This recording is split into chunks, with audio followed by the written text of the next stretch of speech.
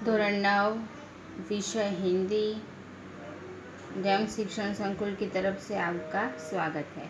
विद्यार्थी मित्रों, आपका जो सिलेबस 9 से 12 स्टैंडर्ड तक का जो आपका हिंदी में जो गद्य पद्य है, जो अभी ख़त्म जो आपने सुना होगा, सॉरी विद्यार्थी मित्रों, कि आपके सिलेबस में से कुछ चैप्टर रद्द कर दिए गए, यानी कि वो निकाल दिए गए हैं। तो विद्यार्थी मित्रों, आपका हिंदी का प्रथम सत्र का जो है उसमें से कौन सा चैप्टर निकाल दिया है? 5वां, 8वां और 10वां ये निकाल दिया है। मैंने आपको सिखा दिया है 5वां 8वां, पर वो पूछाएगा, वो पूछने वाले नहीं है। सही बात है।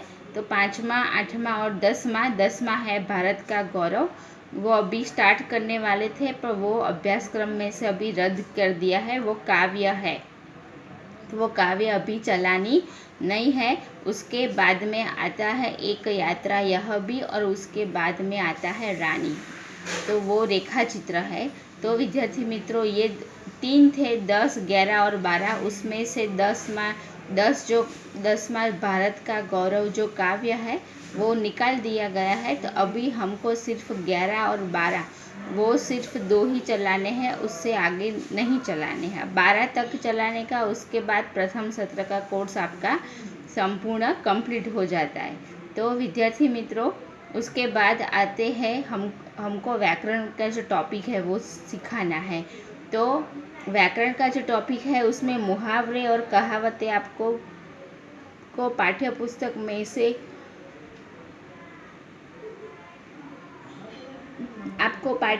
में से ही तैयार करना है।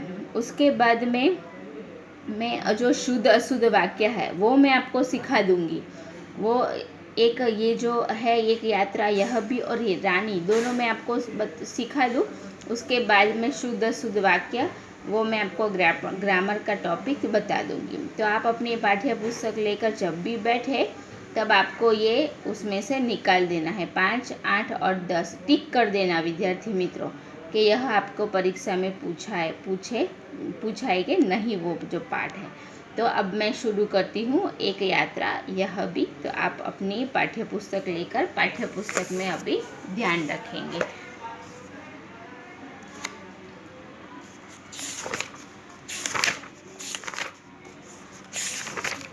चलो, एक यात्रा यह भी, उसके कौन लेखक है? राम दरश मिश्र। एक यात्रा यह भी, तो इस कहानी है जो मैं पहले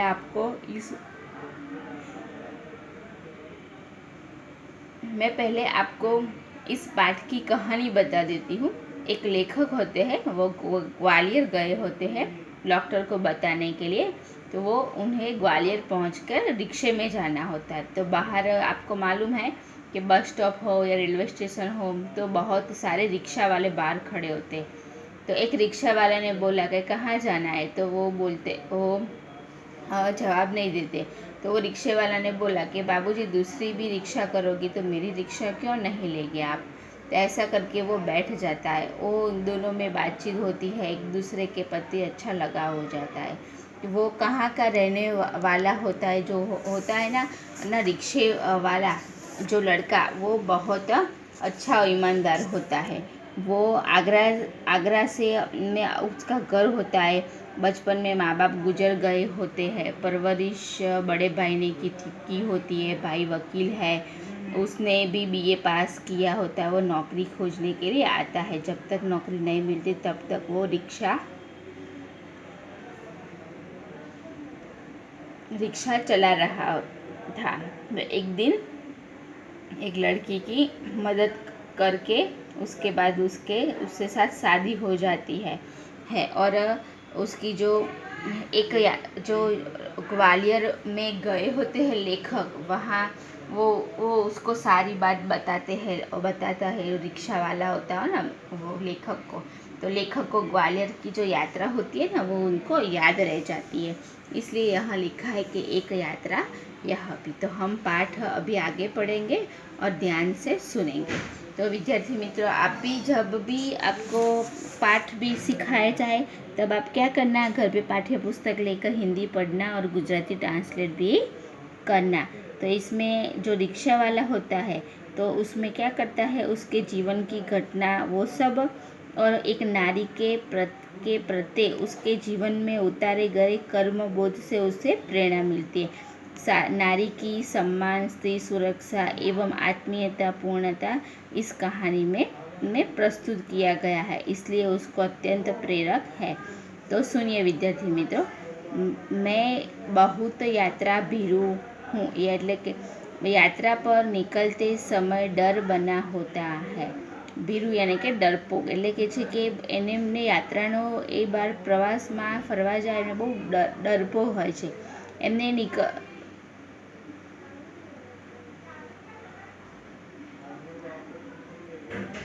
એમને યાત્રા ઉપર નીકળવાનો જે સમય હોય છે ત્યારે એમના મનમાં એક ડર હોય છે।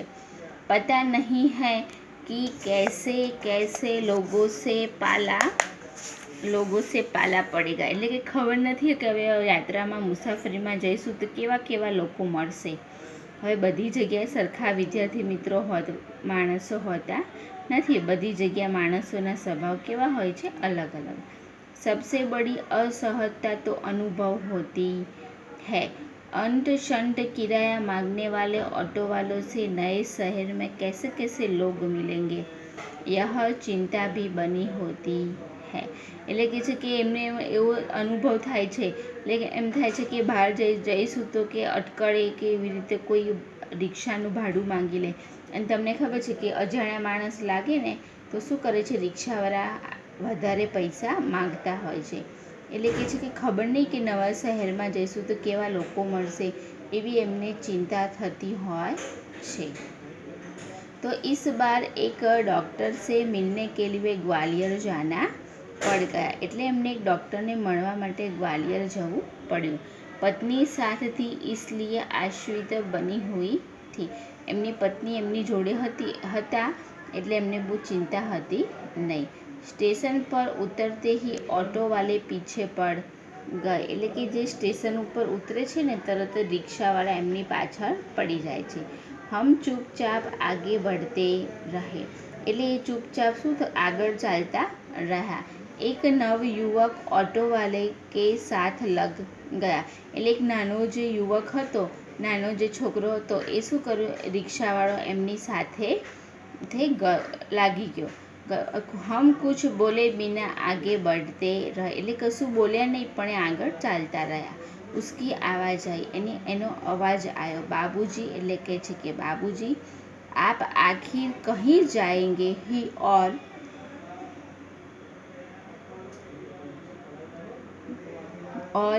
कोई ऑटो तो करेगी, तो मेरी ऑटो क्यों नहीं, એટલે કે છે કે તમે આગળ જઈને બીજી કોઈ તો રિક્ષા કરવાના જ છો, तो मारी रिक्शा केम नहीं। उसकी जिद और आवाज़ में कुछ ऐसा आकर्षण महसूस हुआ कि मैंने स्वीकृति दे दी, એટલે કે છે કે એમની જીદમાં અને અવાજમાં એવું આકર્ષણ લાગ્યું ને કે એમને શું કર્યું એમને હા પાડી દીધી। वह प्रेम भरी बातें करता रहा, એકદમ પ્રેમથી વાતો કરતો હતો। ઘણા અજાણ્યા રિક્ષા ડ્રાઈવર હોય ને એ લોકોને મુસાફરો જોડે શું કરતા હોય, વાતચીત કરતા રહેતા હોય છે। और हमें डॉक्टर के यहाँ पहुँचा दिया, એટલે કે છે કે એને વાતો કરતાં કરતાં એ લોકોને ડૉક્ટરની જોડે જ્યાં જવું હતું ત્યાં એમને પહોંચાડી દીધા।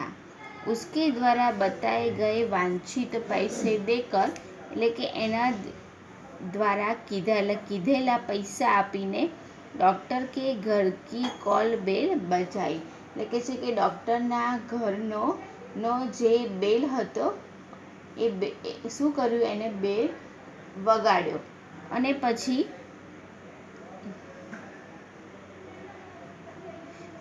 ज्ञात हुआ कि डॉक्टर ने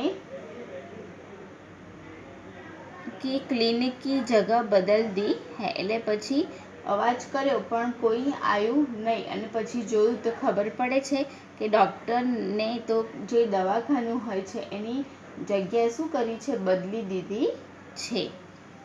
ऑटो वाला बिना हमारे कहे हमारा इंतजार कर रहा था। એટલે કે છે કે રિક્ષાવાળો કહ્યા વગર કે રિક્ષાવાળાને કીધું નહોતું તો પણ એ એમની રાહ જોઈને બહાર ઊભો રહ્યો હતો. હમ નહીં જગહ પર પહોંચા દિયા, એટલે કે છે કે એમને નવી જગ્યા ઉપર શું કર્યા હતા, પહોંચાડી દીધા હતા. मैंने पूछा कि कितने पैसे दे दूँ, એટલે કે મેં પૂછ્યું કે કેટલા પૈસા આપું. બાબूजी जो अच्छा हो दे दीजिए, કે બાબूजी તમને જે સારું લાગે ને એટલા પૈસા તમે આપી દો. वैसे डॉक्टर के घर से यहाँ तक का जो किराया तो अतिरिक्त हो ગયા ન, એટલે કે ડૉક્ટરના ઘરથી અહીંયા સુધીનું ભાડું તો વધારે થઈ ગયું હશે ને. उसने पूछा बाबूजी यहाँ से कहाँ जाएंगे, એટલે કે છે કે બાબूजी તમે અહીંયાથી ક્યાં જશો.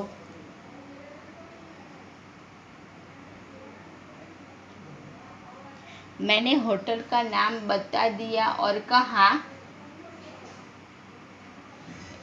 એટલે કે છે કે એને હોટલનું નામ જણાવ્યું અને કહે છે કે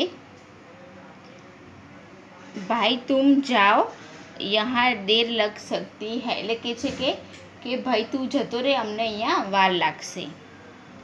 વહ કુછ બોલા નહીં, એટલે કશું બોલ્યો નહીં. હમ ડૉક્ટર કે પાસ ચલે ગયે, એ લોકો ડૉક્ટરની જોડે જતા રહ્યા. ઘંટા ભર બાદ નિકલે તો દેખા, એટલે કે છે કે 1 કલાક રહીને નીકળ્યા ત્યાંથી અને જોયું તો વહી ખડા હતા, એટલે ત્યાં જ ઊભો હતો, એ આગળ ગયો હતો નહીં. अब हमें महसूस होने लगा था कि यह ऑटो वाला कुछ और है, એટલે એવું લાગવા માંડ્યું, એ લોકોને શક થવા લાગ્યો કે આ જે રિક્ષાવાળો છે એ કંઈક અલગ લાગે છે. वह हमारे भीतर घर करता गया, એટલે કે અમારી અંદર ઘર કરતો ગયો. હોટલ પર છોડકર उसने पूछा फिर कब आऊँ, એટલે કે છે કે હોટલ ઉપર ઉતાર્યા અને પછી કહ્યું કે હવે હું ક્યારે આવું, કે તમારે જ્યાં જવું હોય ને ત્યાં મને બોલાવજો, હું આવીશ તમારી જોડે. યાની આપ શહેર મેં ઘૂમેંગે ફિરેંગે ના, એટલે કે છે કે તો તમે શહેરમાં હરશો ફરશો ને. આપને જहाँ જાના હોગા લે ચલુંગા, એટલે કે તમારે જ્યાં જવું હશે ને ત્યાં હું તમને લઈ જઈશ. વૈસે યહાં કબ તક હૈ, એટલે કે તમે ક્યાં સુધી અહીંયા રોકાવાના છો. કલ શતાબ્દી સે લौटेंगे, એટલે કે છે કે કાલે જે શતાબ્દી છે ટ્રેન ત્યાંથી પાછા જતા રહીશું.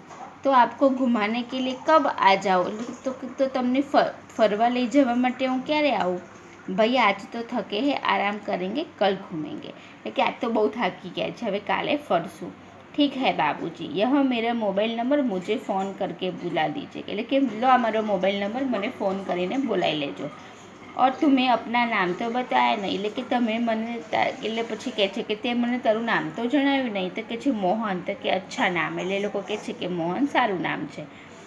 दूसरे दिन घूमने का कार्य शुरू हो गया, बहुत प्रेम से एक के बाद एक स्थान दिखाता गया, એટલે બીજા દિવસે ફરવાનો કાર્યક્રમ શરૂ થયો અને એક પછી એક સ્થળ બતાવવા લાગ્યો.